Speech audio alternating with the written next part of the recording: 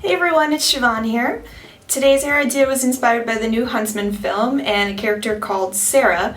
I haven't seen the movie yet, but I am working off of some images that were sent to me by a girl in Germany named Cindy, and they're really great. I think that I have a kind of general idea of how this is supposed to look, and I hope you guys will like the video. I started this style by completely detangling my hair, and I parted it on the right as per the actress's hair.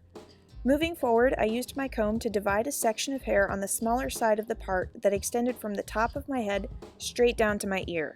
Once that piece was separated from the rest of my hair, I made another parting, but this time it was horizontal.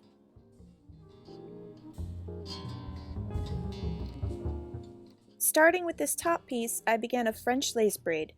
This means I was folding the strands over one another and I was adding hair into the top only.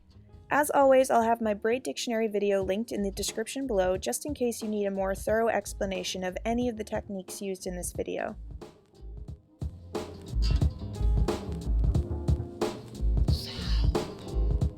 The bottom half is a little bit more straightforward, as all it is a 3-strand braid. Now, working on the heavier side of the part, I made another vertical section with my comb and began a second French lace braid. This time though, I was adding hair in from along my hairline into the bottom strand. Usually I take more care in the sizing and neatness of my braids, but because the style looks a little bit disheveled, since she's a warrior character of course, I didn't feel like I needed to be super concerned with that. At this point, it was time to move on to the 2 braids in the back. I began by separating a section of hair directly at my crown, and I tied the rest of it out of the way temporarily so that nothing would get tangled together while I worked. I split the hair into 3 pieces, and it was the 2 sections on the sides that I made the next braids. I left the one in the middle loose, and I did this so that there wouldn't be any awkward partings in the back at the end.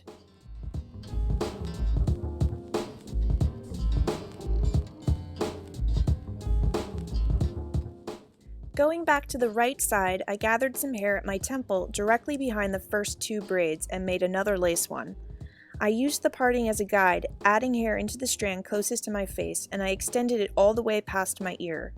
For now, this is the last braid I'll need to make on this side of my head.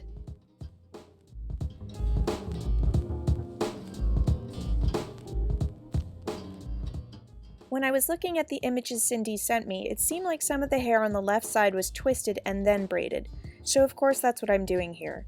You can see that I'm just rolling it together from along my hairline, going past my ear, and securing it with a small pin.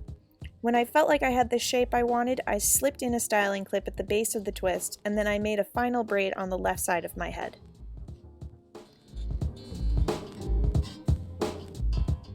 All that's left to do is the final braid in which everything gets tied together. The first thing I did was tie the 2 back braids together on top of that loose center strand at the crown. Of course, you can begin by braiding them instead, but I liked the idea of keeping that middle piece a bit more smooth. And next, I gathered some of the loose hair on the sides of my head and began a French braid.